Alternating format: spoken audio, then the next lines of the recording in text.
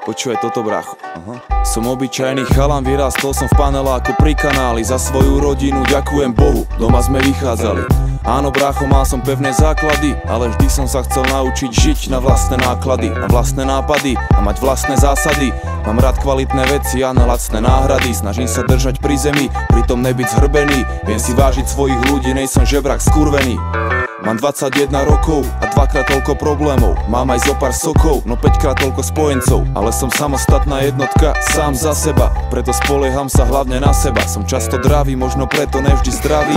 A veľa vecí zbabral som a zhorel som jak ciga z trávy. Čo už? Učím sa na chybách a každý jeden. A tiež nelutujem ani jeden deň, keď sa v repe jebem. Snažím sa vychutnať si život, aj keď není skvelý. Idem si za svojím cieľom a neprestávam veriť, že sa mi oplatí veriť, že to márne není. A všetko, čo bolo zlé, na dobre sa zmení. Snažím sa vychutnať si život, aj keď není skvelý. Idem si za svojím cieľom a neprestávam veriť, že sa mi oplatí veriť, že to márne není. A všetko, čo bolo zlé, na dobre sa zmení.